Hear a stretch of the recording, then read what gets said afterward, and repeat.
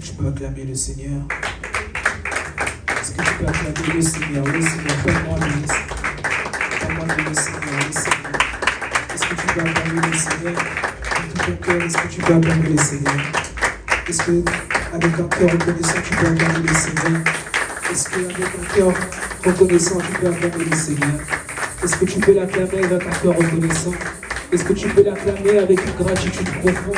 Est-ce que tu peux l'acclamer en te souvenant de là où il t'a pris? Est-ce que tu peux l'acclamer encore parce que c'est lui qui le mérite?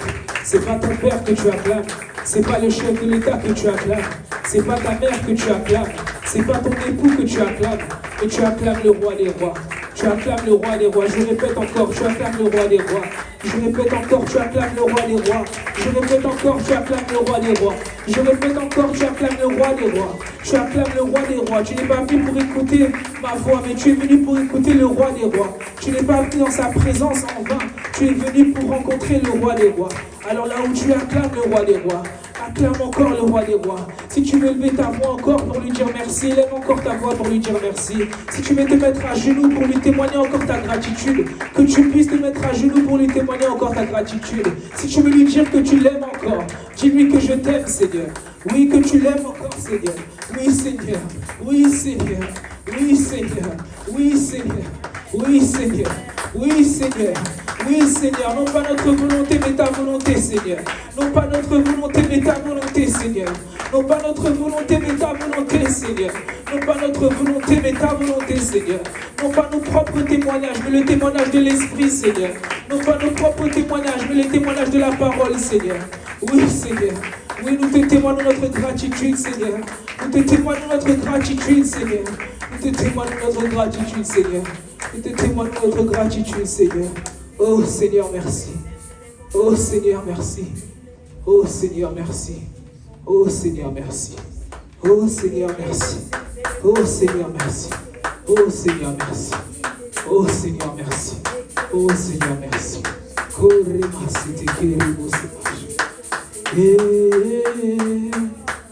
Chama, t'es bon encore. Chama, t'es bon encore et tous ensemble. Chama,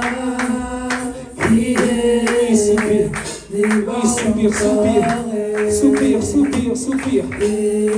Oui, soupir après Chama. Ça veut dire l'Éternel est là. L'Éternel est là, soupir. L'Éternel est là. Oui, l'Éternel est là, l'Éternel est là. Oui, l'Éternel est là, l'Éternel est là. Qu'avec nos mains et nos voix, qu'avec nos mains et nos voix, qu'avec nos mains et nos voix. C'est pas moi qui vais faire la prière pour toi. C'est pas moi qui vais prier pour toi. C'est pas moi qui vais adorer pour toi. C'est pas moi qui vais prêcher, mais c'est l'Esprit de Dieu. Qui est déborde encore. Queremos se machete. Queremos se machete. Queremos se machete. Karatarama se machete. Karaso maruno se teke.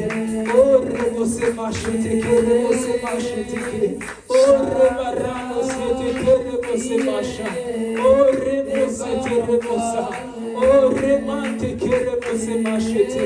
Oh Seigneur, tu connais les cœurs de tes enfants, Seigneur. Tu connais les âmes de tes enfants, Seigneur. Tu connais les problèmes de tes enfants, Seigneur. Oui, nous sommes venus te chercher, Chama. Oui, nous sommes venus te chercher, Chama. Nous sommes venus te voir, Chama. Oh, Réma, c'était pas un homme, Seigneur. Pas un homme, Seigneur. Pas un homme, Seigneur. Oh, Reketeremo se maché. Oh, Reketeremo se ma. Oui, monte encore, monte encore. Monte encore avec les mains, monte encore avec les mains. Monte encore avec les mains, monte encore avec les mains. Monte encore avec les mains, oh Chama. Monte encore avec les mains. Oui, mon frère, monte encore.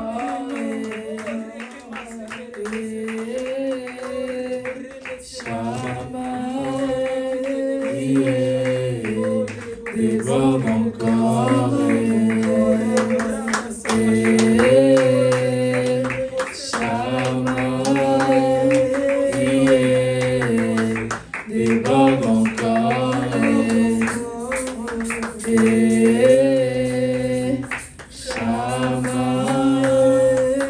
Yeah.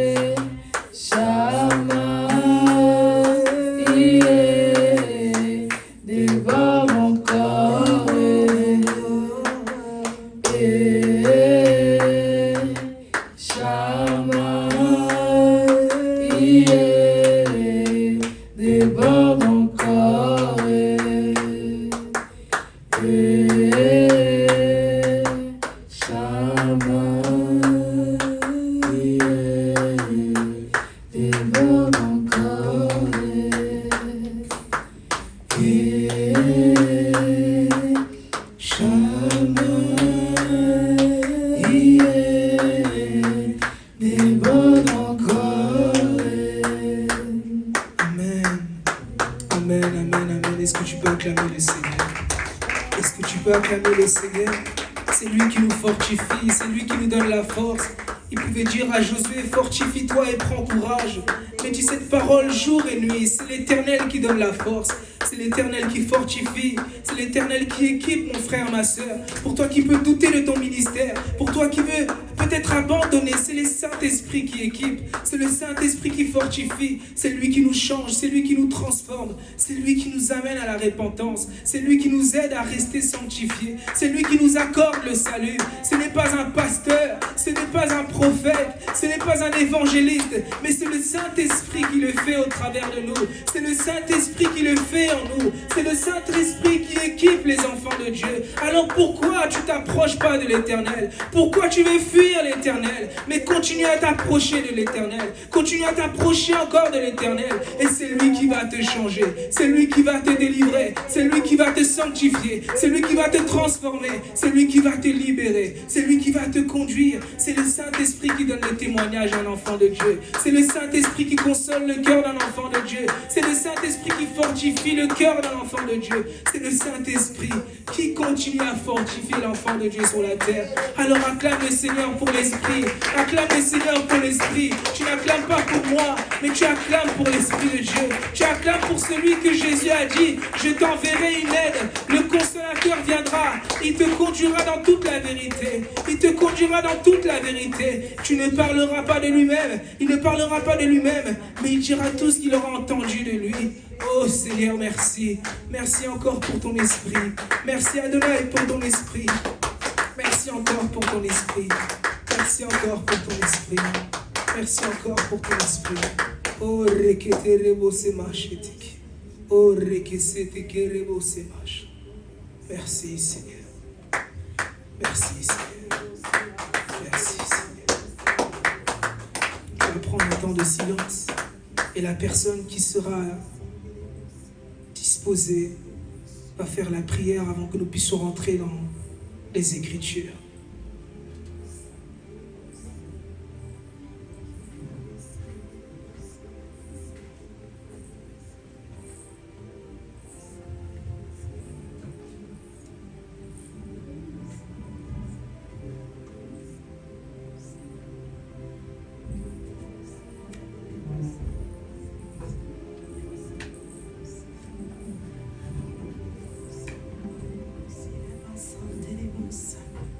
Excellent Père de grâce, nous te disons merci. Nous te disons merci pour le ministère de la parole que tu as envoyé en ces lieux. Merci Seigneur parce que nous savons qu'elle ne marche pas seule, mais qu'elle marche avec un département angélique, qu'elle marche avec le Saint-Esprit et tout pour la gloire de notre Seigneur. Nous te prions, Papa, de disposer chacun de nos cœurs, ces cœurs qui sont des terres, Seigneur, qui ont besoin d'être fertilisés par ton esprit avant de recevoir la parole.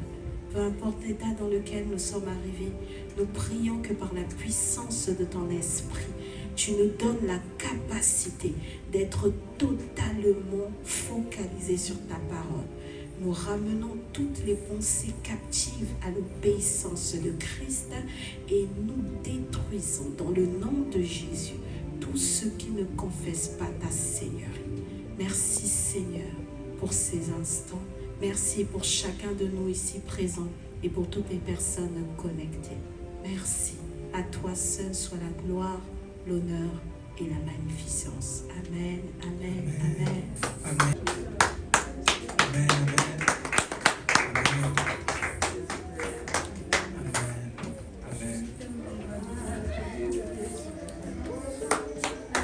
Est-ce que vous pouvez acclamer pour les anges de l'Éternel? Amen.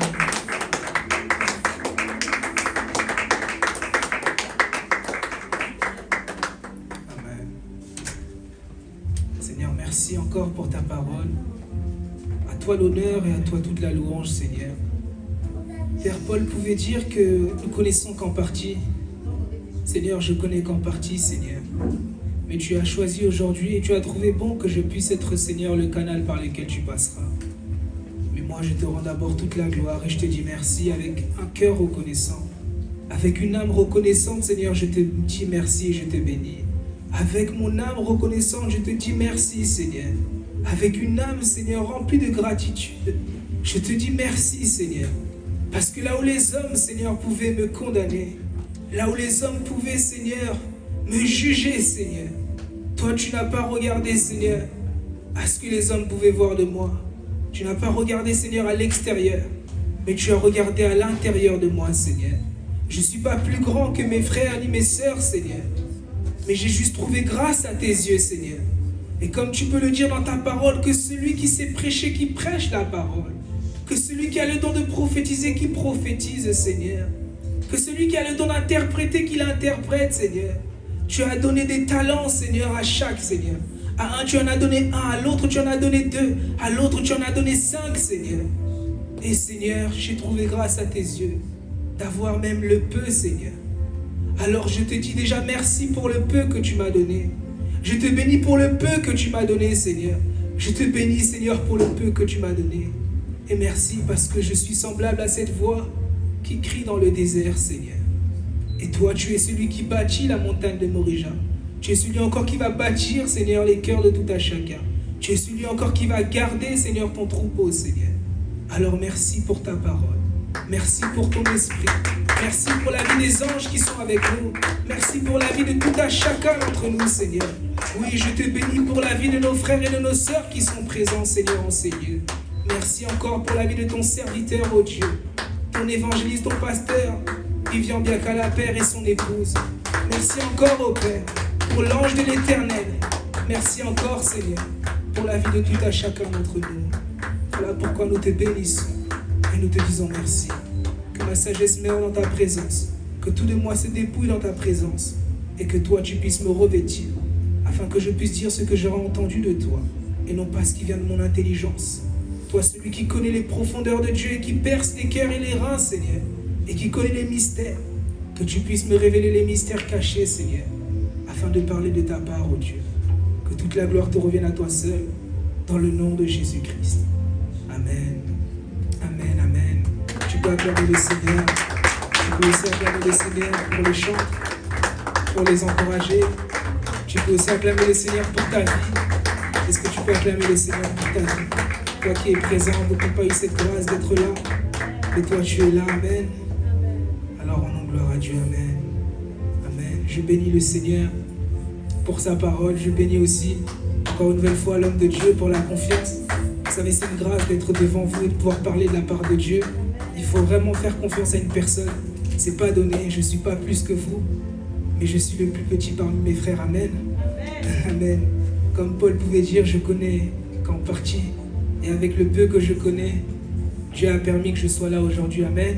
Amen. Alors je bénis Dieu pour ta vie aussi, parce que toi aussi tu es une bénédiction pour moi. Amen.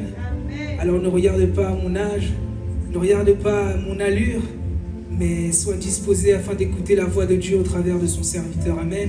Amen. Et pour nous qui nous suivons, je vous souhaite aussi un bon culte dans sa présence. Amen. Amen. Je bénis Dieu pour ce message. Le thème d'aujourd'hui, c'est le témoignage. Et le sous-thème, c'est la repentance, la sanctification et le salut, comme sa servante pouvait le dire tout à l'heure lors de la modération. La repentance, la sanctification et le salut. Durant tout ce mois, le Seigneur nous a parlé, va nous parler encore au travers de son serviteur. Il nous a parlé déjà au travers de son serviteur sur le mois du témoignage. Il nous a donné plusieurs exemples. Il nous a parlé de Job, il nous a parlé de David, il nous a parlé de Timothée avec Paul. Et on pouvait voir au travers des Écritures que la Bible est composée d'histoires, mais autrement de plusieurs témoignages. Et toi, là où tu es, là où je suis, moi aussi j'ai un témoignage. Amen. Là où tu es, tu as un témoignage. Pourquoi tu as un témoignage? L'Esprit pouvait me dire, si on va dans les Écritures, dans Jean chapitre 16, versets 7 à 8, si on va dans les Écritures, dans Jean chapitre 16, versets 7 à 8,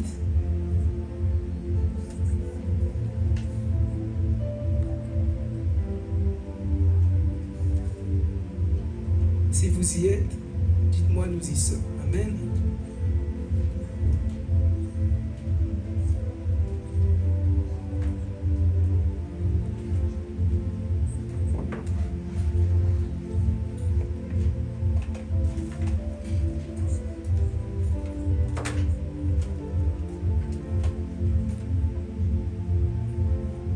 Est-ce que quelqu'un a trouvé le temps que la régie nous donne le verset? Jean chapitre 16, versets 7 à 8. Quelqu'un peut nous faire la lecture en entendant?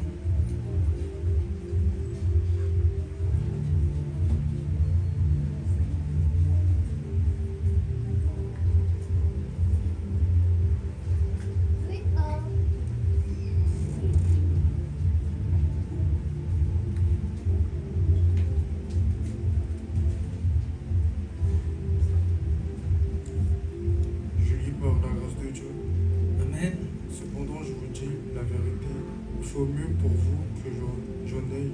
En effet, si je n'en vais pas, le défenseur ne viendra pas vers vous. Mais si je m'en vais, je vous l'enverrai, et quand il sera venu, il convaincra le monde en ce qui concerne le péché, la justice et le jugement. Amen. Amen. Amen. Est-ce qu'on peut l'encourager? Amen. Je lis ma version. La parole de Dieu dit dans Jean chapitre 16, versets 7 à 8. Pourtant, je vous dis la vérité. C'est Jésus qui est en train de parler ici aux disciples. Il vaut mieux pour vous que je parte. Ma version dit que je parte. En effet, si je ne pars pas, celui qui doit vous aider ne viendra pas à vous. Mais si je pars, je vous l'enverrai. Ici, Jésus est en train de parler aux disciples en leur disant, il vaut mieux pour vous que moi je puisse repartir auprès du Père.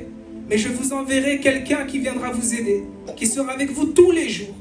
Parce qu'on pouvait voir au travers des Écritures que Jésus a fait que 3 ans avec les disciples. Il a fait que 3 ans de ministère.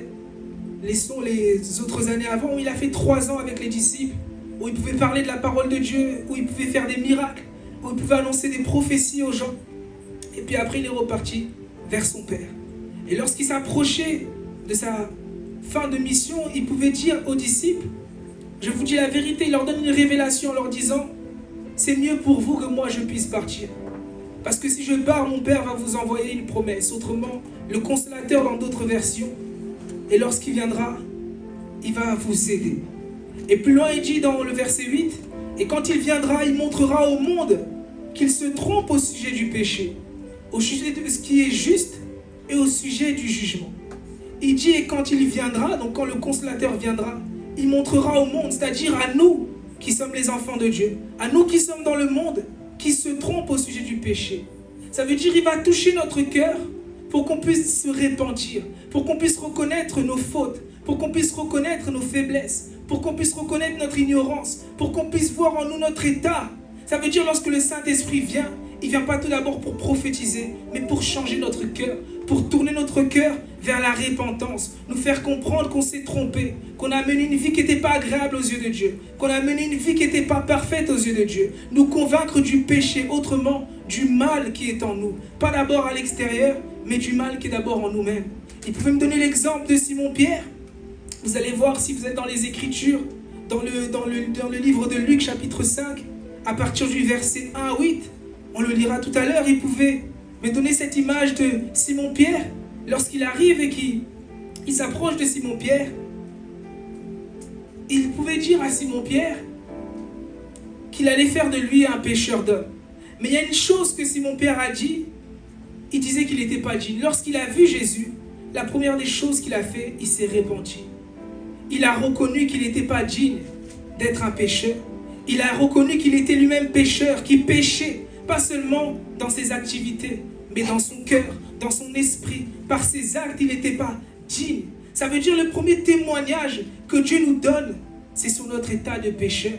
Toi et moi, avant de venir à l'église, toi et moi, avant d'accepter le Seigneur Jésus, nous étions pécheurs et nous nous sommes repentis. Autrement, nous avons reconnu nos faiblesses aux yeux de Dieu.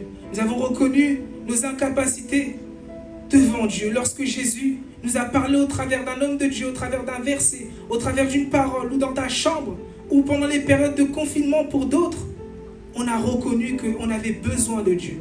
Et c'est ça le premier témoignage d'un enfant de Dieu. Le premier témoignage, c'est l'état du pécheur à celui qui se répand, à celui qui demande pardon à Dieu. C'est le premier témoignage de tous les enfants de Dieu.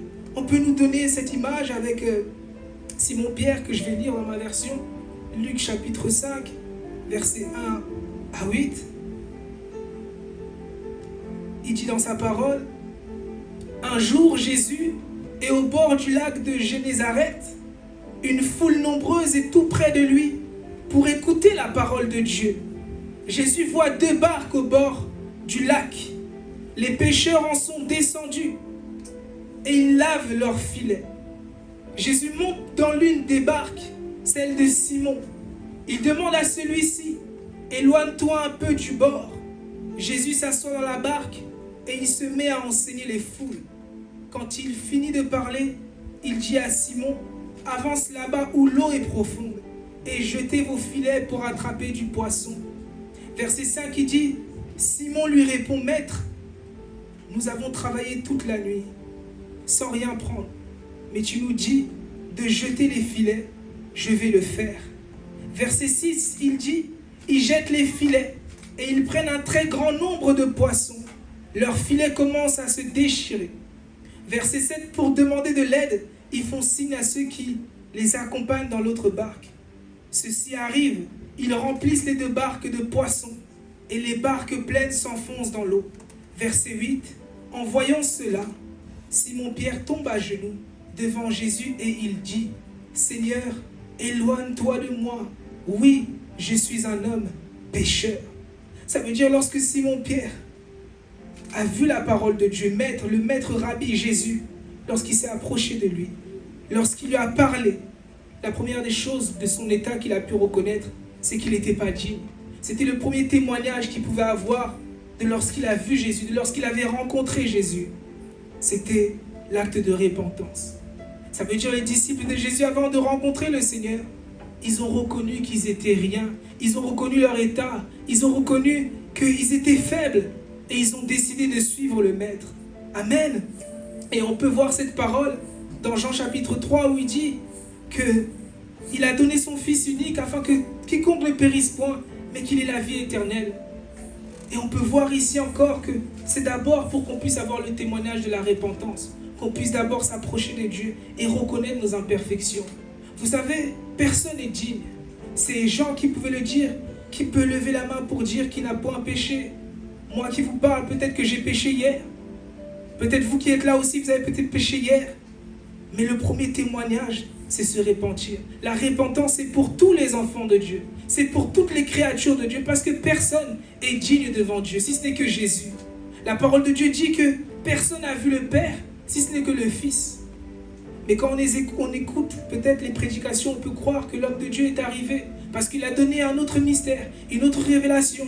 C'est Paul qui dit, tu peux prier en langue, tu peux avoir des prophéties, des mystères. Toutes ces choses, c'est pas mauvais. C'est pour la gloire de Dieu. Mais si tu n'as pas l'amour, ça ne sert à rien. Et il peut terminer dans 1 Corinthiens chapitre 13 vers la fin en lui disant que ces 3 choses demeurent en vous. La foi, l'espérance et l'amour. Mais la plus grande d'entre elles, c'est l'amour. Et il peut dire encore dans ce même chapitre qu'on connaît qu'en partie. Ça veut dire tous les jours, c'est un apprentissage avec Dieu. Tous les jours, c'est un moment de repentance avec Dieu. Parce qu'on ne connaît qu'en partie. Amen. Est-ce que vous êtes avec moi? Est-ce qu'on peut me regarder? Amen. Ça veut dire tous les jours, c'est un jour de repentance. Il dit dans sa parole, chaque jour suffit sa peine. Ça veut dire chaque jour, il y a une parole pour nous. On connaît cette prière qui nous dit, donne-nous aujourd'hui le pain de ce jour. Chaque jour que je me lève, il y a une nouvelle parole pour moi. Chaque jour que je me lève, il y a quelque chose de nouveau que je dois apprendre du Seigneur. Chaque jour que je me lève, il y a une autre révélation qui va me donner. Il y a une autre attitude encore que je dois avoir. Il y a un changement qui doit opérer. Pas d'abord chez les autres, mais d'abord chez moi. Parce que qu'est-ce que le Seigneur pouvait nous dire avant de préparer ce message, avant de venir à la chair? Il pouvait nous dire que c'est important de prendre conscience qu'on a une alliance avec Dieu. C'est important de prendre conscience que tout à chacun, on a une alliance avec Dieu. Et on doit chercher à avoir les fruits de notre repentance, à avoir les fruits, les changements de notre acceptation de Jésus. Parce que lorsque Jésus est venu dans la vie des disciples, la première des choses qu'ils ont fait, c'est qu'ils ont abandonné leur activité. Ils ont abandonné leur vie pour suivre le Maître. Ils ont abandonné leur famille pour suivre leur Maître. Et il peut le dire dans les Écritures que c'est très difficile pour un riche d'abandonner, autrement de se repentir sincèrement, de reconnaître qu'il n'est pas si riche que ça pour suivre le Seigneur, pour rentrer dans le royaume des cieux. Il est dur pour un riche d'abandonner sa richesse pour chercher le Seigneur et marcher avec lui. Mais toi, tu as peut-être trouvé grâce aux yeux de Dieu et tu es là. Et parce que tu as trouvé que sans Jésus, tu ne peux rien faire. Mais d'autres se battent. On peut voir au travers des Écritures que d'autres sont tièdes. D'autres n'arrivent pas à venir à l'église. D'autres disent, oh les chrétiens, oh les évangélistes, oh les églises, oh les pasteurs. Tous c'est la même chose. Mais personne n'est digne devant Dieu, si ce n'est que Jésus lui-même.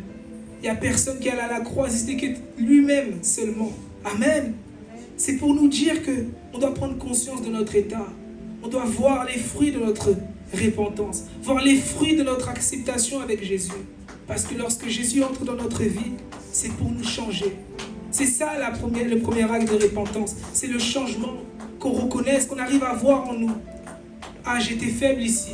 J'étais orgueilleux ici. C'est pas mauvais. Si on regarde dans Luc chapitre 5, toujours verset 32, vous allez voir que Jésus dit une chose aux pharisiens. Pour nous aussi. Il dit une chose pour toi, mon frère, ma soeur, qui peut parfois te poser des questions. Et je suis faible. J'arrive pas. Comment je vais apprendre du Seigneur? Comment je vais m'approcher du Seigneur? Il dit, mais le moment va venir. Verset 32, pardon. Il dit, je ne suis pas venu appeler ceux qui se croient justes. Je suis venu appeler ceux qui se reconnaissent pécheurs. Et c'est ça la repentance. C'est reconnaître son état de pécheur. Reconnaître son état qu'on est faible devant Dieu. Il a dit aux disciples, je vous enverrai une aide. Ça veut dire que sans l'Esprit de Dieu, on ne peut rien faire. Sans l'Esprit de Dieu, on ne peut pas savoir qu'on pêche. On ne peut pas savoir qu'on n'est pas vrai avec Dieu. C'est l'Esprit de Dieu qui va venir nous dire, Sœur Oveta, tu dois changer ici. Ah, Sœur Simplicia, tu dois changer ici. Ah, Sœur Sephora, tu dois changer ici. Ah, frère Jude, tu dois changer ici. Ah, le frère Williams, tu dois changer ça en toi. C'est le Saint-Esprit qui nous aide à nous mirer, à nous examiner, à nous repentir au travers de sa parole. Comme Jésus est venu, qu'est-ce qui s'est passé? Simon-Pierre a reconnu qu'il n'était pas digne de recevoir le Maître. Comme ce centenier romain qui pouvait dire, lorsqu'il a rencontré Jésus, je ne suis pas digne en fait que tu viennes chez moi. Mais si tu dis juste une parole, je sais que mon serviteur sera guéri. Amen. Et on peut voir qu'au travers de la repentance, c'est comme de l'humilité en fait. Et dis-toi que si tu te répands, si tu t'es repenti, tu peux témoigner aux yeux des hommes que le Seigneur va te sauver.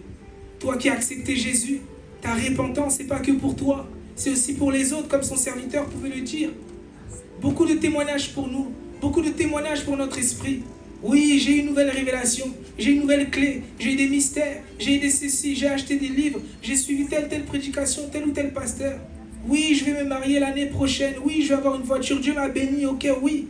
C'est pas mauvais, mais le vrai témoignage, c'est l'Esprit de Dieu qui le fait en nous. Lorsqu'il vient, il témoigne en nous, il nous permet de nous repentir. Et c'est le premier témoignage qu'il peut nous donner, c'est de se repentir, reconnaître que nous ne sommes rien sans lui et que nous avons besoin de son aide. Et c'est ce qu'il pouvait dire dans ses Écritures. Je ne suis pas venu appeler ceux qui se croient justes.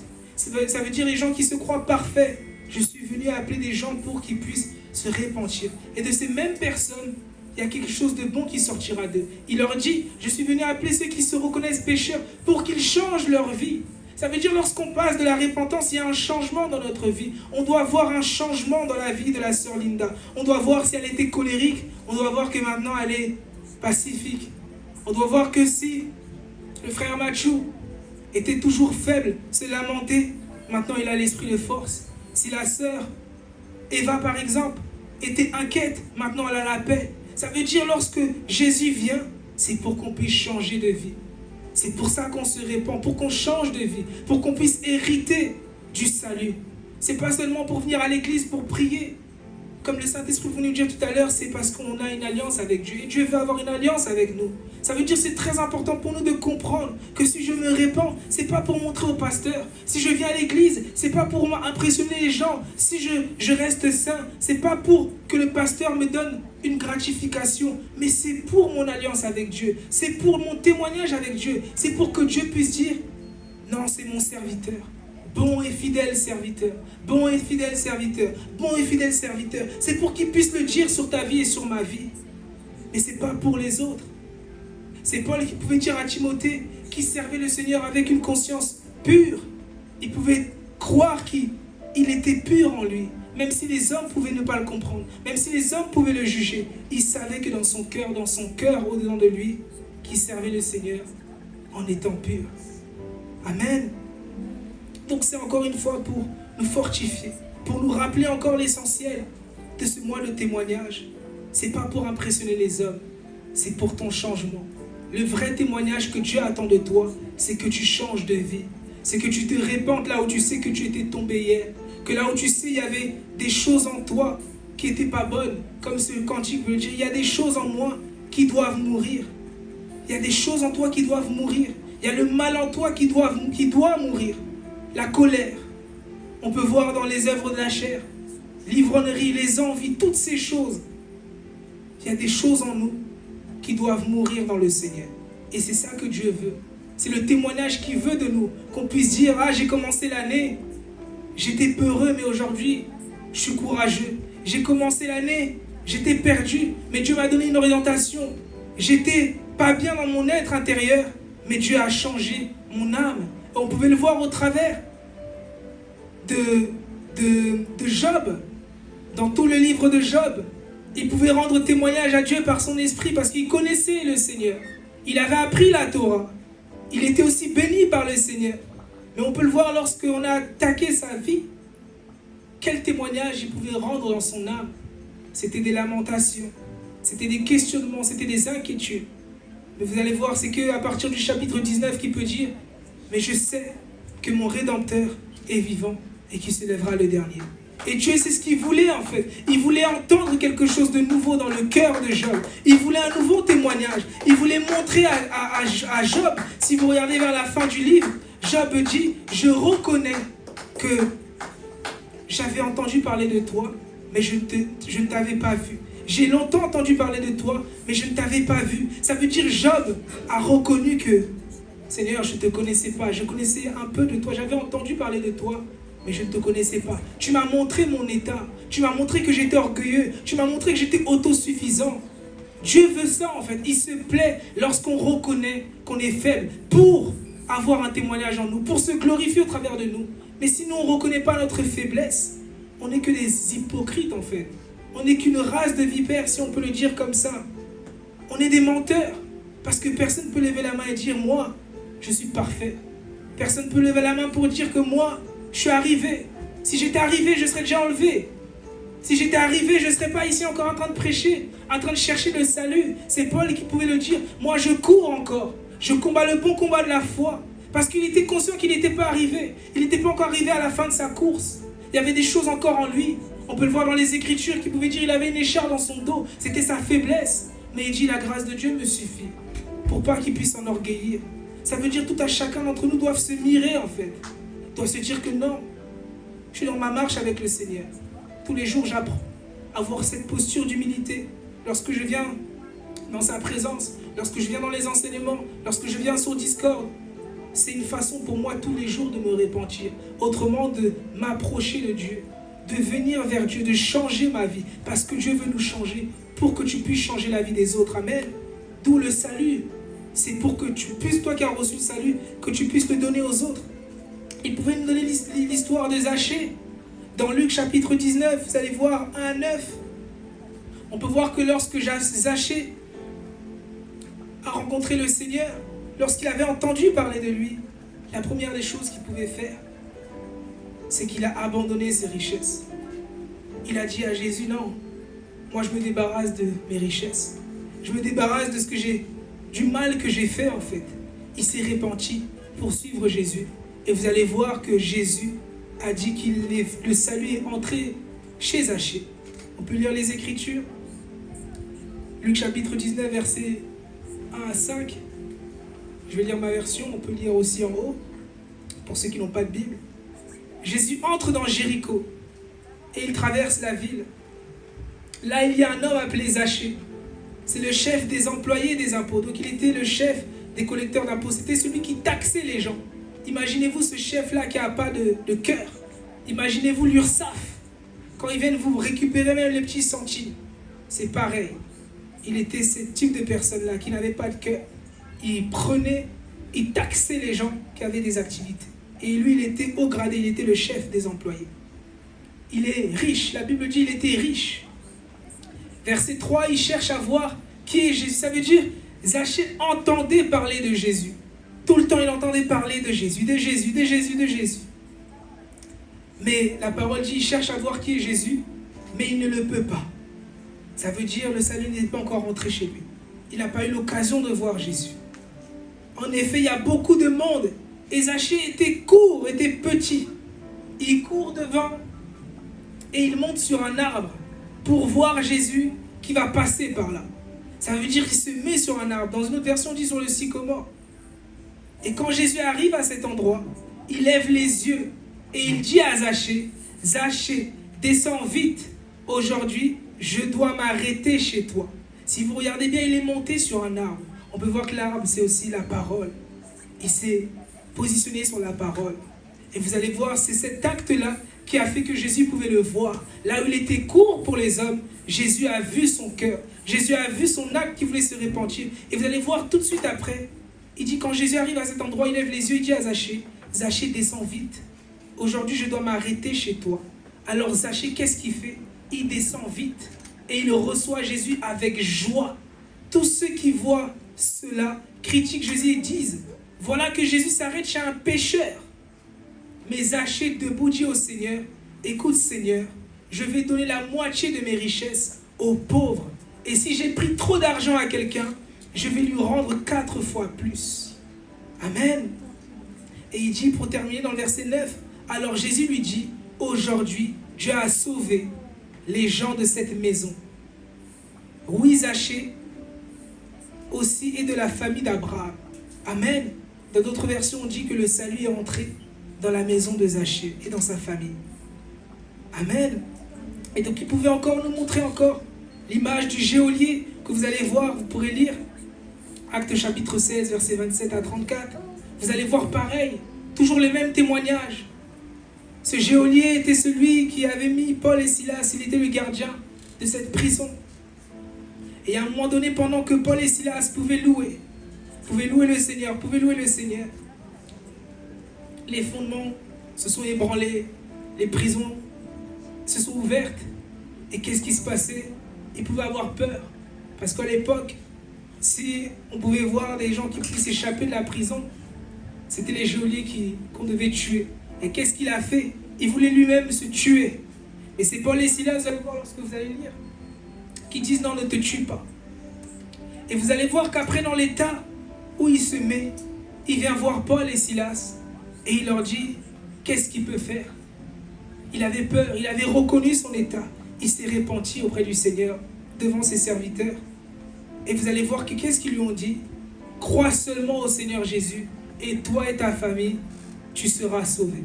Ça veut dire par sa repentance à lui, sa famille a connu le salut. Comme Zachée, par la repentance de Zachée, sa famille a connu le salut. Par ta repentance, vous êtes avec moi? Amen. Par ta repentance, merci. Par ta repentance, le salut aussi rentre dans ta famille. Par ta repentance, tu deviens aussi un témoignage pour tes frères, pour ton quartier, pour tes amis. On est parti à l'évangélisation, c'était quand? Hier, samedi, par la grâce de Dieu. Et on pouvait parler avec les jeunes, avec toutes ces personnes qui étaient là. Mais pourquoi on pouvait parler de Jésus? C'est parce qu'on était d'abord passé par la repentance. On avait d'abord reconnu, hier, c'était nous qui étions dans les quartiers. Hier, c'était nous qui étions peut-être dans les boîtes de nuit. C'était peut-être toi hier qui fumais. C'était peut-être toi hier qui étais ivrogne. Mais par ton acte de repentance, Dieu va se servir de toi pour changer aussi les autres. Et pour ça, il va juste te donner le Saint-Esprit. Parce que c'est le Saint-Esprit qui t'aidera à donner un bon témoignage. C'est lui qui va t'aider à te repentir et mettre en toi un bon témoignage. Par ton changement, par ta façon d'être, par ton comportement, il va donner en toi un témoignage nouveau. Pour que toi aussi tu puisses aller partager ces témoignages. Partager cette bonne nouvelle aux autres. Pour qu'eux aussi puissent recevoir la parole de Dieu. Comme il a dit dans sa parole, il est venu pour convaincre le monde du péché. Et il a besoin de toi, il a besoin de moi pour ça. Mais il ne regarde pas notre état. Il nous dit de venir d'abord avec nos faiblesses. Et lui-même, il va venir nous changer. La seule chose qu'il nous demande d'abord, c'est de se repentir. Et de cette repentance sortira un témoignage. Amen. On peut voir après par la suite, on nous parle dans ce sous-thème de la sanctification. Les prédicateurs nous ont tellement parlé de la sanctification du corps, de l'esprit, de l'âme. Et le Seigneur pouvait nous donner cette parole dans Ézéchiel, chapitre 36, verset 26, pour nous rappeler encore à nouveau que celui qui nous sanctifie, la vraie sanctification, c'est simplement la parole de Dieu qui le fait. La sanctification, c'est la parole de Dieu qui le fait. Vous savez, lorsqu'on parcourt les Écritures, on va voir que le peuple d'Israël a essayé, comme toi et moi, tu peux te dire, mais j'ai essayé, j'arrive pas avec le même péché toujours. J'ai du mal à arrêter la pornographie, toutes ces choses, la fornication, toutes ces choses, la colère, toutes ces choses qu'on peut voir, qu'on peut citer dans la parole de Dieu. Mais le Seigneur a dit une chose pour toi et pour moi. Il avait donné une promesse, une parole prophétique, avant même que tu puisses être là. Il a dit dans Ézéchiel 36, il a dit, je vous retirerez à partir du verset 24, je vous retirerai du milieu des autres peuples et des pays où vous habitez. Je vous rassemblerai et je vous ramènerai sur votre terre. Verset 5, je verserai sur vous de l'eau pure et vous serez purs. Autrement, il nous sanctifiera et nous serons sanctifiés ou saints si on préfère. Ça veut dire que c'est le Seigneur qui nous sanctifie. Moi, je peux avoir des bonnes dispositions. Je peux faire le nécessaire pour rester saint, pour garder ma consécration. Mais c'est le Seigneur, en fait, qui nous sanctifie. Ici, c'est une vraie parole prophétique ou une révélation. Parce qu'ici, on comprend que c'est Dieu, en fait, qui nous sanctifie. Ce n'est pas par notre propre force. La sanctification, ce n'est pas par nos propres efforts. Mais c'est par l'aide de la parole. Plus je m'approche de la parole de Dieu, plus je me sanctifie. Pourquoi je me sanctifie? Plus je m'approche de Dieu, je vois mon état, je vois mes imperfections, il me change.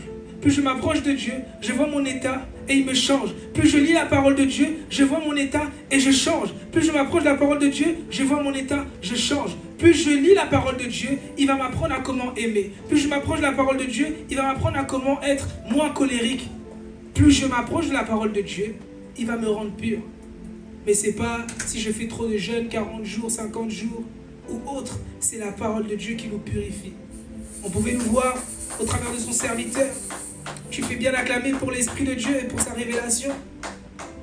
On pouvait voir au travers de sa parole, lorsque son serviteur pouvait nous enseigner. L'eau pure ici, c'est la parole de Dieu. Comme quand on nous parle du baptême d'eau, on nous parle seulement de la parole de Dieu. C'est la parole de Dieu qui nous purifie. Plus on va s'approcher de la parole de Dieu, vous allez voir que avant même qu'on entende le mal, on va éviter le mal. Parce qu'on sait qu'il est écrit que les mauvaises compagnies corrompent les bonnes mœurs. Et vous pouvez voir que les gens qui ont du mal à garder leur sanctification ou leur consécration, le problème, ce n'est pas le jeûne. Le problème, ce n'est pas qu'ils ne se sont pas repentis. Le problème, ce n'est pas qu'ils n'ont pas accepté Jésus. C'est combien de temps tu passes dans les Écritures. Est-ce que tu lis ta parole? Est-ce que tu médites la parole de Dieu? Est-ce que tu prévois des temps où là, tu te coupes du monde pour te rapprocher de la parole? Et pas une parole comme on voit dans YouVersion, par exemple, le verset du jour. Moi qui suis sur numérique, le verset du jour, je peux vous le donner. Romains chapitre 8, verset 31. Que dire de plus? Si Dieu est pour nous, qui sera contre nous? Mais ça veut dire beaucoup de choses. Si je m'amuse à prendre ma Bible et je tombe sur le verset du jour et je décide de méditer là-dessus, il faut voir le contexte. Il faut comprendre le contexte de cette parole. Est-ce que ça me parle? Est-ce que c'est ma vie? Mais lorsque le Saint-Esprit vient, il va nous dire non, va dans ces Écritures. Lis ce livre. Par exemple, Job. Et il va t'aider à voir au travers de Job ta vie. Parce que dans la Bible, les histoires qu'on voit, c'est des témoignages. On pouvait voir le témoignage de David. On a vu comment ça a commencé, où ça a terminé. On a vu Job, comment ça a commencé, où ça a terminé. On a vu le témoignage d'Abraham, où ça a commencé, où ça a terminé. Et c'est ce que Dieu veut en fait, au travers de sa parole, nous purifier. Ça veut dire quand on comprend ça, on comprend qu'on n'a pas beaucoup d'efforts à faire, si ce n'est que de méditer sa parole. Il dit à Josué, fortifie-toi, prends courage, que ce livre de la loi ne s'éloigne pas de ta bouche. Médite-le jour et nuit. Ça ne veut pas dire en masse. Je commence à me dire aujourd'hui, bon, je vais lire tous les Lévitique. Non. Si tu regardes les Lévitique pour t'aider, si je vais sur les Lévitique, je vais te dire combien de livres il y a. Il y a 27 livres. Et encore, regarde le nombre de versets qu'il y a. Parfois, tu ne vas même pas comprendre ce qu'on dit. Mais parfois, commencer par les évangiles, c'est simple. Parce qu'on va te parler de l'histoire de Jésus. Tu vas voir, dans les béatitudes, on peut te dire, heureux ceux qui ont le cœur pur, car ils verront Dieu. Si mon cœur est sanctifié par la parole de Dieu, je verrai Dieu. J'aurai un témoignage. Si je sanctifie mon cœur par la parole de Dieu, qu'est-ce qui va se passer? Je verrai Dieu. Je pourrai communier avec Dieu. Je pourrai voir Dieu dans mon quotidien. Parce que Dieu se révèle à ceux qui ont le cœur pur. Beaucoup disent, mais Dieu ne voit pas mes problèmes. Mais lorsque Dieu regarde au-dedans de nous, il voit l'hypocrisie, la méchanceté, la colère. Et il nous dit seulement, change ton cœur. Répands-toi. Approche-toi de moi. Viens dans ton intimité avec moi. Viens méditer ta parole. Laisse-moi te changer. Et là, on pourra voir Dieu se glorifier. Donc on peut comprendre qu'il n'y a pas de grand effort à faire, si ce n'est que renoncer à sa zone de confort, si ce n'est que se mettre des temps où on s'approche de Dieu, où on dit à Dieu, Seigneur, aide-moi à m'approcher de toi, aide-moi, purifie-moi par ta parole, par mes propres forces, j'y arriverai pas. Parce qu'on pouvait voir dans les Écritures et au travers des enseignements précédents, par la bouche de son serviteur, on a eu 2 merveilleux mois derniers, où on pouvait voir la formation sur les égrégores. Donc sur les alliances, sur les autels qui pouvaient nous rattacher à nos familles. Mais qui va nous délivrer de ces choses? Parfois, je suis colérique parce que ma mère était colérique, parce que mon arrière-grand-père était colérique, parce que mon grand-père était colérique. Qui va m'aider à changer si ce n'est que la parole de Dieu? Un pasteur ne peut pas délivrer un enfant de Dieu. Une église ne peut pas délivrer un homme si ce n'est que la parole de Dieu. Jésus, lorsqu'il a rencontré Zachée, Zachée a changé. Jésus, lorsqu'il a rencontré les disciples ont changé. Mais ce n'était pas un homme de Dieu. C'était Dieu lui-même qui était sur la terre et par sa parole, il a changé.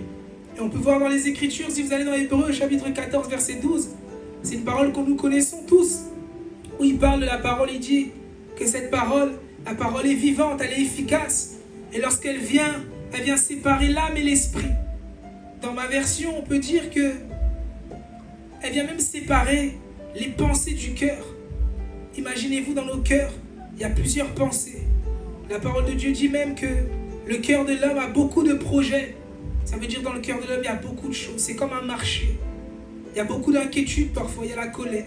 Il y a toutes ces choses que on peut voir en nous, que toi-même tu connais. Et on peut voir au travers des Écritures que lorsque la parole, elle vient comme une épée. Et le but de la parole, il dit ici, la parole de Dieu est vivante. Elle est pleine de force. Elle coupe mieux qu'une épée qui coupe des deux côtés. On peut dire souvent le diacre, il a l'épée. Mais il y a une meilleure épée que celle du diacre. On peut dire à la diaconesse Adrie a une épée. Alors lorsqu'on entend X ou Y a une épée. Mais il y a une parole ici qui coupe mieux que n'importe quelle épée. Parfois moi je peux te conseiller, je peux taper à côté. Parfois tu vas me demander une révélation. Si je ne me suis pas connecté au Saint-Esprit, je vais te dire ce que ma chair va me dire de te dire. Mais ici il y a une parole qui est vivante, qui est pleine de force. Elle coupe mieux qu'une épée qui coupe des deux côtés. La parole de Dieu entre en nous, en profondeur. Elle nous sonde, elle va jusqu'au fond de notre cœur, jusqu'aux articulations et jusqu'à la moelle osseuse. Elle juge les intentions, autrement les sentiments et les pensées du cœur. Ça veut dire qui peut sanctifier le cœur d'un homme, si ce n'est que la parole de Dieu lui-même. Qui peut changer le cœur d'un homme, si ce n'est que Dieu lui-même. Personne ne peut convaincre un homme du péché, si ce n'est que Dieu lui-même. Personne ne peut convaincre un homme de rester sanctifié par la parole de Dieu, si ce n'est que Dieu lui-même. Et c'est Paul même qui le dit. Il pouvait dire, il regarde ce qui était pour lui comme de la boue. Et il cherche à avancer.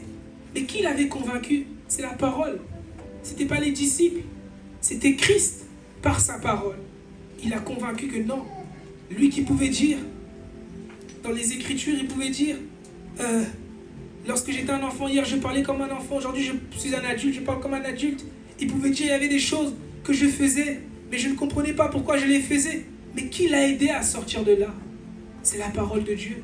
C'est Christ lui-même. C'est Jésus lui-même, le Christ, qui l'a sanctifié. Et c'est pareil pour toi et pour moi. Dieu utilise seulement ses serviteurs.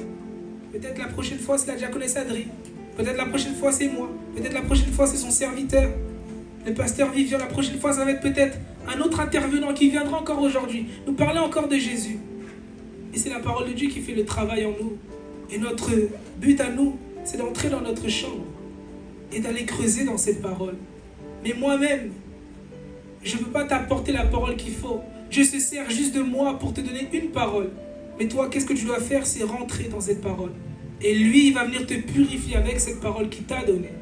Très souvent, on pense que c'est quand on vient à l'église, on va être pur, on va être sanctifié, on va être changé. Mais c'est en nous approchant de Dieu à l'église que Dieu nous change. C'est en nous approchant de Dieu au travers des enseignements que Dieu nous change. C'est par la bouche de son serviteur que Dieu nous change. Mais ce n'est pas le serviteur de Dieu qui change le cœur de l'homme. Ce n'est pas le serviteur de Dieu qui aide ou qui fait en sorte que l'homme ou la femme, le frère ou la sœur, reste saint. Mais c'est le Saint-Esprit au travers de l'homme de Dieu qui enseigne la sanctification au peuple de Dieu pour l'aider à avoir un témoignage de sanctification, pour qu'il demeure dans un état de sanctification. Et tu peux te poser la question, mais c'est quoi la sanctification? La sanctification, c'est pas que arrêter tout ce que vous connaissez avec les péchés sexuels, non. C'est dans ton cœur, comme on pouvait le voir. On a des pensées dans nos cœurs. Parfois, on va soupçonner le mal. Parfois, on va méditer des mauvaises choses dans nos cœurs. Parfois, on va avoir des mauvaises pensées en nous. Et Dieu vient nous dire non. L'amour ne soupçonne pas le mal. Parfois, on peut avoir une mauvaise information. On peut s'inquiéter. Dieu nous dit non. Mais en toute chose, si vous êtes inquiet, en gros, déposez à ses pieds nos inquiétudes.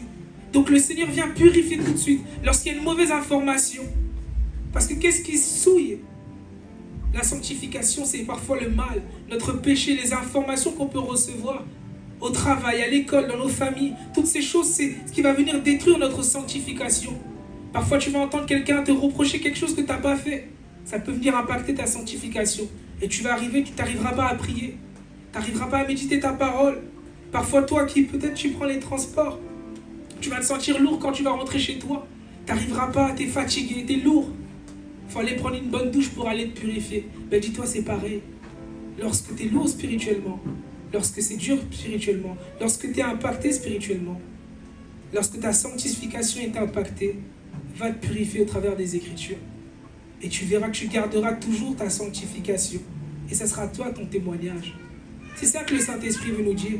Que c'est le Seigneur dans tout ça qui nous donne un témoignage. Ici, ce n'est pas un pasteur, ce n'est pas moi, mais c'est Dieu lui-même, par sa parole et par son esprit. Comme le serviteur de Dieu pouvait le dire la dernière fois, que le témoignage, c'est le Saint-Esprit qui le donne. Et c'est sa parole. Amen. Tu peux acclamer le Seigneur là où tu es.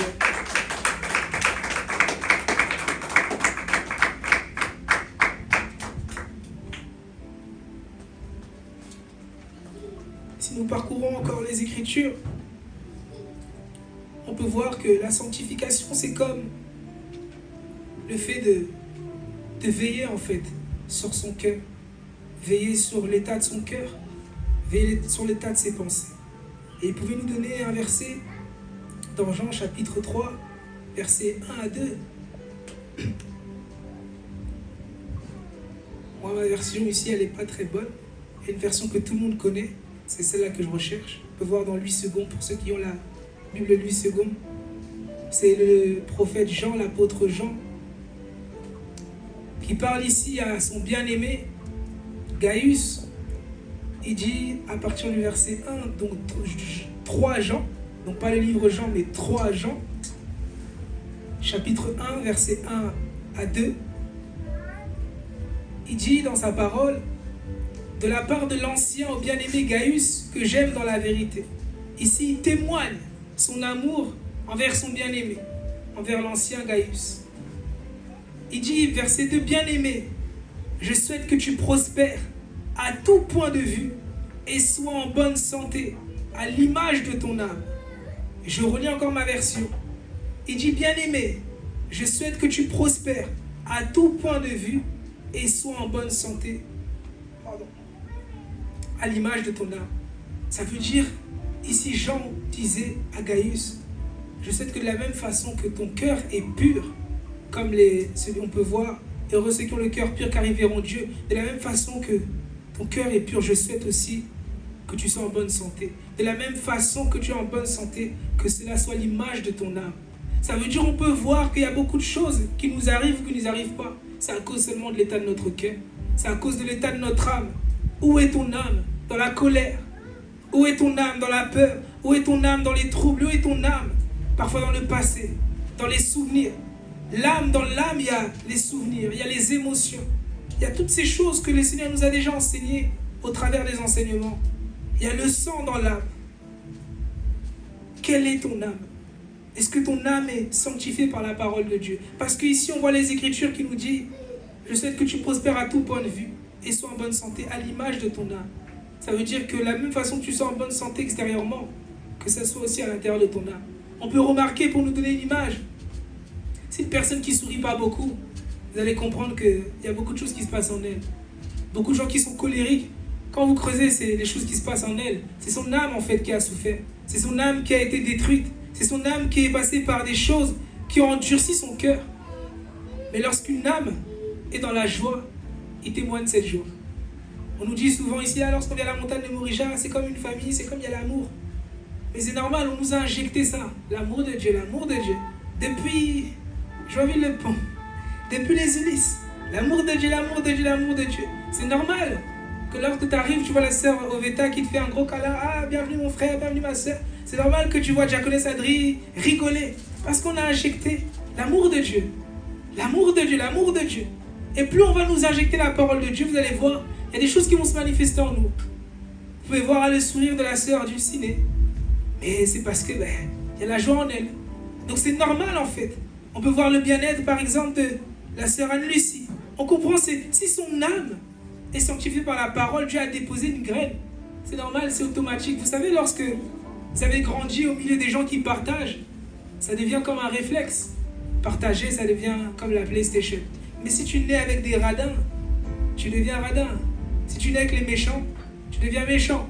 Si tu nais au milieu des moqueurs, tu deviens moqueur. Parce que c'est une graine. Si on sème en toi une graine, où toujours tu te moques de tout le monde, ça va rentrer dans ton âme. Qu'est-ce que tu vas ressortir? Qu'est-ce que tu vas témoigner? C'est la moquerie. Et Dieu veut que, parce qu'il sait que dans nos cœurs, il y a beaucoup de choses, il y a un marché dans nos cœurs. D'autres pensent au diplôme, à la réussite. D'autres se disent, est-ce que ça va fonctionner cette année? Est-ce qu'il y a quelqu'un qui pense ça? Qui peut être sincère, peut dire, est-ce que ça va fonctionner cette année? Tout le monde se dit ça. Hein? Avec Macron, là il y a les élections 2027 ou 2028, je ne sais plus. Qui sera encore au pouvoir? On ne souhaite pas que ce soit Marine Le Pen. Mais imaginez-vous, c'est Marine Le Pen. Avec tout ce qu'on nous a dit, oh, on va rentrer chez nous. Est-ce que c'est la vérité, ça aussi? Oh, d'autres qui ont des activités, l'URSSAF. On pouvait être hier à l'évangélisation qui disait non. Pour l'instant, nous, on ne déclare pas notre activité. Parce que ça nous taxe à fond, l'URSSAF. Donc tout le monde est inquiet là où il est. Tout le monde se pose des questions. Tout le monde a des inquiétudes dans son âme. Tout le monde se dit, est-ce que je vais avoir mon diplôme cette année? Est-ce que je vais valider mon diplôme? Oui, Dieu t'avait dit, je vais me marier, mais est-ce que je vais vraiment me marier? Oui, Dieu avait dit, tu vas être la tête et non la queue. Oui, c'est vrai. Mais est-ce que c'est vrai? Je rencontre des turbulences. Mais quelle parole pour ton âme? Quelle parole qui va garder le témoignage que Dieu t'a donné en fait dans ton cœur? C'est la parole qui va simplement garder la bonne semence au-dedans de toi, qui va sanctifier ton cœur pour que ton témoignage, au lieu qu'il soit comme celui de Job, oh Seigneur, pourquoi Seigneur, pourquoi? Que tu dises, même si je ne vois pas, même si la prophétie est tarde, elle arrivera, elle s'accomplira certainement. Ça veut dire la sanctification, là, c'est pas une histoire de je prie beaucoup, ma mère prie beaucoup, je vais à l'église. C'est une histoire de quelle parole je lis, quelle parole je médite, quelle parole je bouffe. Papa Vivian nous dit toujours, il y a tout dans la parole de Dieu. Mais en vrai, c'est la même façon quand il dit, Dieu parle tantôt d'une manière, tantôt d'une autre. mais c'est nous qui n'y prenons pas garde. Amen. Si j'ai débordé, n'hésitez pas à me dire sur ces fois, tu me diras, il me reste combien de temps? Il me reste combien de temps? C'est fini? Gloire à Dieu. Je fais chuter. On peut comprendre au travers des Écritures que Dieu veut véritablement nous changer en nous. Amen. Et le but de ce changement, c'est pour qu'on puisse témoigner par notre salut. Ça veut dire lorsque Dieu vient, le salut, avant que ça soit la vie éternelle en haut là-bas, c'est pour qu'on puisse vivre la vie éternelle ici-bas sur terre. Je vais nous donner 2 versets qu'il m'avait donnés. Et je bénis Dieu pour ces 2 versets. Et toi aussi là où tu es, tu peux bénir le Saint-Esprit pour cette parole, par tes acclamations. Jean chapitre 17, verset 3. Je vais lire rapidement. Il dit, « Or la vie éternelle, autrement le salut, c'est qu'ils te connaissent. » Ça veut dire avoir le salut, c'est connaître Jésus. C'est le rencontrer, c'est qu'il vive en nous en fait. C'est marcher avec lui, avoir une communion avec lui. Ça veut dire, lorsque tu as accepté Jésus, tu as le Saint-Esprit en toi, tu as déjà le salut en toi. Le salut il est là, c'est-à-dire si tu meurs, tu iras au ciel. Parce que tu as reçu l'Esprit de Dieu qui vit en toi. Mais vous allez voir, il dit une chose, l'apôtre Paul, de travailler sur son salut. Ça veut dire autrement travailler sur sa communion avec le Seigneur pour garder ce salut. Et il dit, c'est qu'ils te connaissent toi, le seul vrai Dieu, et celui que tu as envoyé, Jésus-Christ.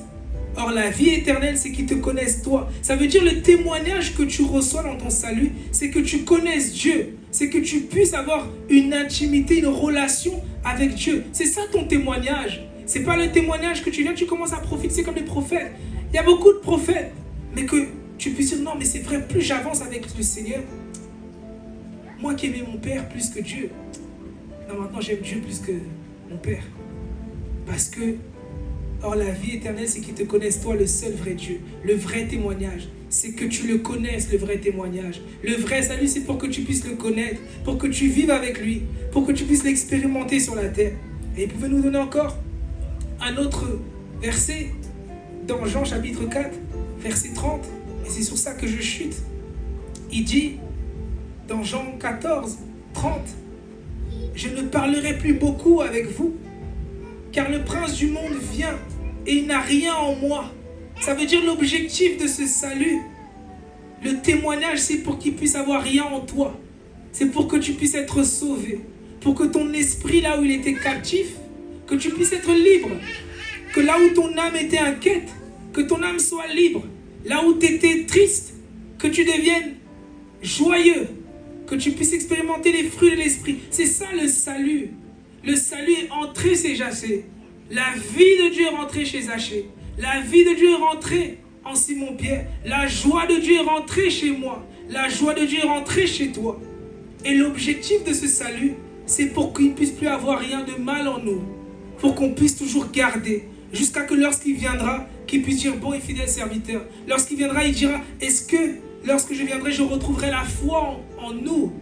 Et c'est ça en fait que Dieu veut, qu'on puisse garder notre salut, qu'on puisse garder notre témoignage. J'ai commencé hier, mais je suis encore là, parce que beaucoup ont commencé, mais très peu ont bien terminé. Et il ne veut pas qu'on soit de ceux qui commencent bien, mais il veut qu'on termine bien comme il dit dans sa parole. La fin d'une chose au mieux que son commencement. Et il veut qu'on puisse garder cette parole, pour qu'on puisse être sauvé lorsqu'il viendra, qu'on puisse être trouvé toujours digne. C'est le témoignage qu'il veut qu'on puisse avoir, toujours par l'aide de son esprit et par sa parole. Amen. Alors là où tu es, tu vas simplement acclamer le Seigneur. Tu vas te lever dans sa présence. Tu vas bénir le Seigneur pour sa parole. Je ne sais pas quelle parole qui t'a touché. Je ne sais pas quelle parole que tu as gardée là où tu es. Tu es identifié. Mais je crois par l'aide de Dieu qui nous a parlé cet après-midi. Là où tu es, je ne sais pas quel témoignage tu pouvais avoir. Est-ce que tu avais véritablement le témoignage que Dieu attendait de toi? Tu as peut-être sorti les témoignages du passé. Oui, hier j'étais, oui, ceci, oui, cela. Mais aujourd'hui, quel est ton témoignage? Rentre dedans de toi. Quel est ton témoignage? Quel témoignage tu as aujourd'hui? Tu t'es repenti, mais quel est ton témoignage? Tu demeures dans une vie de sanctification. Quel est ton témoignage? Tu as reçu le salut. Quel est ton témoignage? Alors là où tu es, rentre dedans de toi. Rentre dedans de toi. Examine-toi là où tu es. C'est c'est par le silence d'abord que tu as besoin.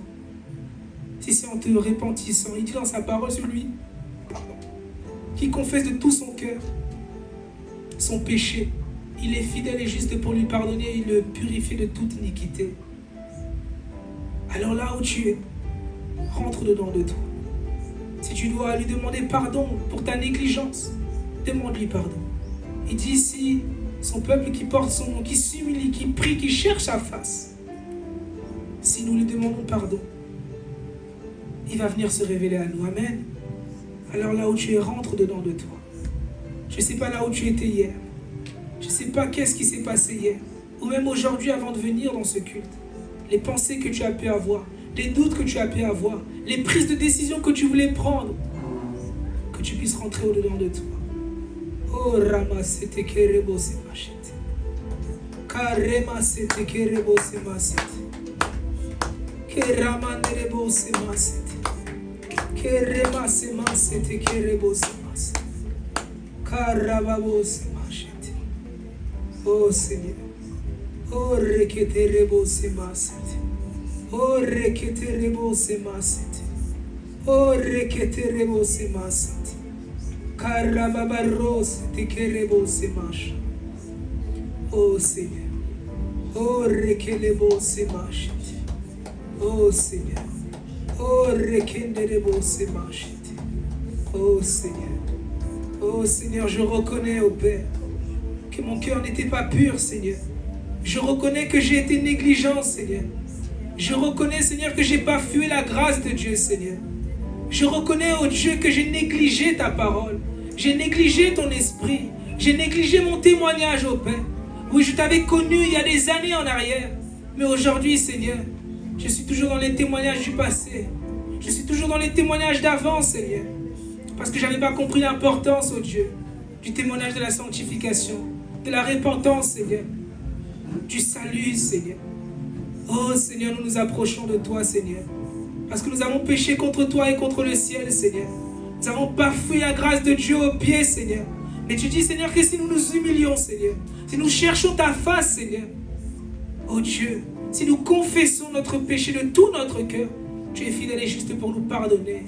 Tu es fidèle et juste pour nous sanctifier. Tu es fidèle et juste pour nous donner un cœur nouveau, un esprit nouveau, un cœur nouveau, Seigneur, un esprit nouveau. Tu es capable de nous purifier, Seigneur. Tu es capable de nous transformer, Seigneur. Oui, pas par la vie d'un homme, Seigneur, mais par ton esprit et par ta parole. Oh, rebo, c'était que rebo, c'est machiteke. Mande rebo, c'était. Merci, Seigneur. Merci, Seigneur. Merci, Seigneur. Oh, rema, c'était que rebo, c'est machiteke. Oh, recote rebo, c'est machiteke. Caraparo, c'était que rebo, c'est machiteke. Correbo, rando, c'est machiteke. Correbo, rendo, c'était que rebo, c'est machiteke. Arroz te queremos rando se macha te que oh requeterebo se macha que nous puissions expérimenter Seigneur les témoignages de notre âme Seigneur les témoignages d'un cœur nouveau Seigneur les témoignages d'une repentance sincère Seigneur les témoignages d'un esprit nouveau Seigneur les témoignages d'un nouvel amour en nous Seigneur le témoignage d'une nouvelle consécration le témoignage d'une nouvelle alliance avec toi le témoignage Seigneur d'un esprit nouveau Seigneur d'une repentance sincère oh Dieu d'une vie de consécration avec toi d'une alliance avec toi, Seigneur. Comme le fils prodigue, il est revenu vers toi, Seigneur. Car il reconnaissait qu'il avait péché contre toi et contre le ciel. Mais tu lui as donné un nouvel anneau. Tu lui as vêtu une nouvelle robe, au Père. Et tu lui as permis de siéger avec toi, Seigneur. De manger avec toi, Seigneur. Non pas comme il pouvait manger hier, mais tu l'as revêtu une nouvelle robe. Tu lui as permis de manger les plats qu'il ne pouvait plus manger, Seigneur. Car il avait reconnu, Seigneur, son incrédulité, son ignorance, au Père. Et nous aussi, nous reconnaissons notre incrédulité, notre ignorance, Seigneur. Notre faiblesse, ô Père, nous venons à tes pieds, Seigneur, afin que tu nous revêtis d'une nouvelle robe, afin que tu nous donnes un nouveau témoignage, pas les témoignages qui plaisent aux hommes, pas les témoignages qui plaisent à la chair, pas les témoignages qui plaisent à l'esprit, mais les témoignages qui plaisent à l'âme, Seigneur, les témoignages de Dieu, Seigneur, le témoignage de l'esprit, le témoignage de la parole, Seigneur, le témoignage de la parole, celui qui va venir édifier, Seigneur, celui qui va venir édifier les frères, celui qui va venir nous changer, Seigneur. Oh Seigneur, merci pour le ministère de la parole. Oui, le ministère de la parole, Seigneur. Nous te bénissons pour le ministère de la parole. Nous te bénissons pour le ministère de la parole, qui est vivante et efficace, oh Père. Oh, que toute la gloire te revienne à toi seul. Oui, tu fais bien acclamer pour Adonai. Tu fais bien acclamer pour le Seigneur. Tu fais bien acclamer pour le Seigneur. Oh, merci Seigneur. Merci Seigneur. Dans le nom de Jésus-Christ. Amen, amen, amen. Amen.